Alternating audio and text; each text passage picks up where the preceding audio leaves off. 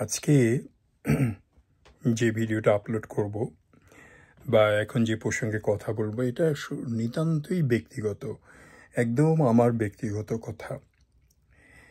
মানে আজকে বাংলাদেশ কমিউনিটির একটা পিকনিকে গেছিলাম, তো ওখানে খুব বিধ্বস্ত হয়ে গরমে একদম ঘেমে নে মানে কঠিন অবস্থা।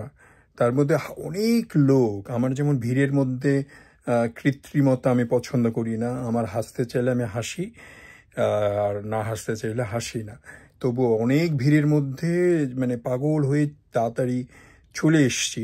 যখন ওখান থেকে বেরোয় গেলাম পিকনিকের তরফ থেকে,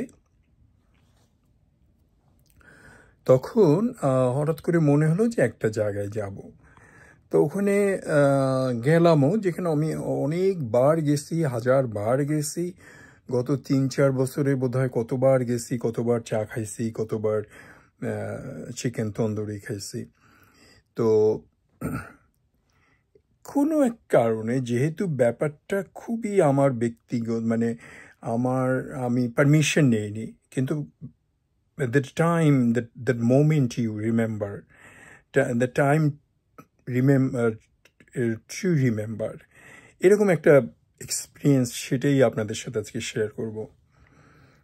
তো যাই হোক, ওখান থেকে পিকনিক থেকে এসে আমি ওখানে ঢুকলাম। তো পার্কিংয়ে এর আগে একটা টিকিট খেয়েছি, সেজন্য খুব সাবধানে পার্ক করলাম। পার্ক করে ওখানে গেলাম। ঢুকেই দেখি একটা ভদ্রমহিলা, এরকম হেজাব পরা, অপূর্ব সুন্দরী, যেন অপ্সরার মতো। উনি ওখানে বসে আছেন, বয়স্ক, অনেক বয়স্ক।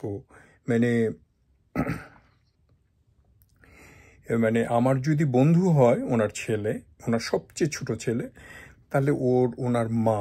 কিন্তু আমি যে ওখানে বসলাম, তারপরে যখন ওনাকে যে সামনেই বসে বললাম যে আমার নাম খাজা মুর্তু, যে আমি জাভেদ ভাইয়ের নামটা বলবো না, তো যাই হোক আমি বললাম যে আপনার ছেলের আমি বন্ধু।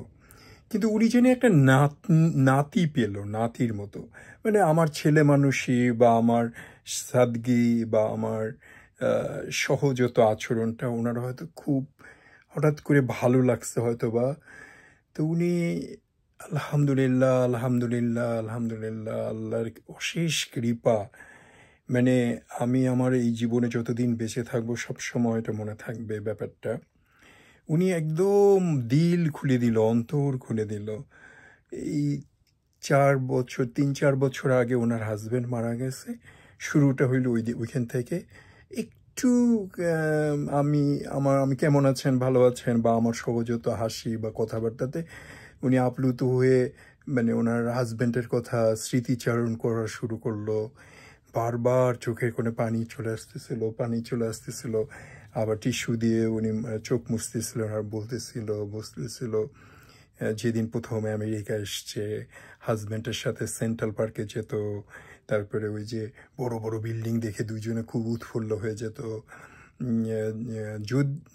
তারপরে সেন্ট্রাল পার্কে যেত। তারপরে ওই যে মেট্রো ট্রেনে দেখে খুব অভিভূত হয়ে পড়তো।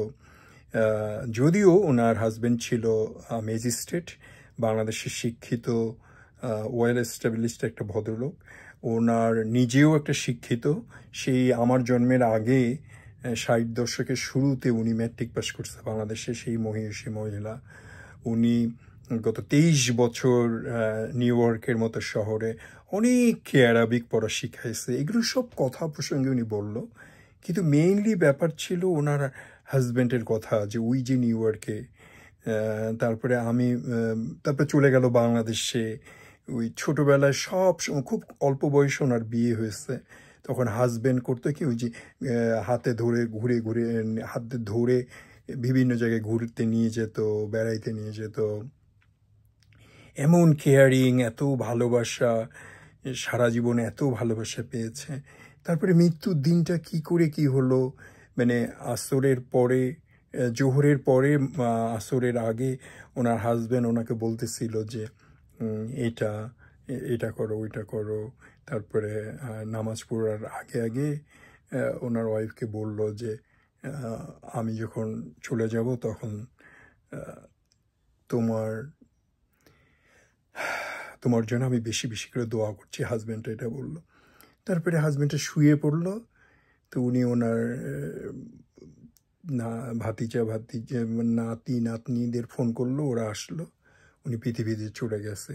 নিউ জার্সিতে ওনার কবর হয়েছে। সেই স্মৃতিচারণ করে মানে অদ্ভুতভাবে সে মুমূর্ষু হয়ে গেল, বারবার চোখে জল চলে আসতেছে। আমি বারবার ফিরে যেতে চাচ্ছি সিলেটে, বারবার ফিরে যেতে চাচ্ছি ওনার বাবা মা ভাই বোনের কাছে, কিন্তু ওনার যে এত সুন্দর লাইফ টাইম এক্সপিরিয়েন্স আমেরিকার নিউ ইয়র্কে, এত বছর, ওনার 3 ছেলে ওয়েল এস্টাবলিশড আমেরিকায়, বিশেষ করে এক ছেলে জাতিসংঘে কাজ করে, আর এক ছেলে ভালো বিজনেস করে, নাতনিরা এখানে পড়াশোনা করে আমেরিকার নিউ ইয়র্কে। তো মানে ওনার কাহিনী শুনে শুনে শুনে শুনে আমার মনটা ভরে গেল। মানে এতদিন অনেক ফুটানি করি যে আমার সেই 32 বছর আমেরিকায় থাকি, উনি 33 বছর আমেরিকায় থাকে, অনেক অল্প বয়সে এসছে। তারপরে সিলেটের কথা, নিউ ইয়র্কের কথা, জীবনের কথা, স্বামীর কথা, ওনার বাবা মা, মানে একটা জানি জীবনটা মানে আমার সামনে ওনার হৃদয়টা খুলে সামনে রেখে দিল, কত স্মৃতি কত কথা। তো আমার খুব ভাল লাগলো। আদৌ জানি না এটা কি পোস্ট করব কি না, আর ওনার ছবি হয়তো দিবও না, নামও হয়তো বলবো না। ওনার হাজব্যান্ড আদর করে কিভাবে কি নামে ডাকতো সেটা আমাকে বলল। মানে অদ্ভুত অদ্ভুত। মানে আমি খুব খুশি, আল্লাহর কাছে সন্তুষ্ট যে আজকের এই মোমেন্টটা আমাকে উপহার দেওয়ার জন্য। মানে হয়তো আমি পৃথিবীতে চলে গেলে আমার পিছনে হয়তো এরকম কেউ থাকবে না, কিন্তু ওনার এই যে একদিন আগেও, 5 ঘন্টা আগেও, 4 ঘন্টা আগেও ওনাকে আমি জানতাম না, কিন্তু এই 2 ঘন্টা আগে এই যে ঘন্টার পর ঘন্টা ওনার স্মৃতিচারণ আমার সারা জীবন একটা পথেয় হয়ে থাকবে। স্মৃতিচারণ আমার খুব ভাল লাগলো। ওনাকে শুধু বললাম আমার জন্য দোয়া করবেন, উনি আমার নামটা শুনে এলো। তারপরে আপনারা ভালো থাকুন, সুস্থ থাকুন, আর ওনার জন্য আমার দোয়া থাকলো। আর আপনারাও আমার জন্য দোয়া করবেন। খাজা মর্তুজ ফ্রম ক্যালিফোর্নিয়া।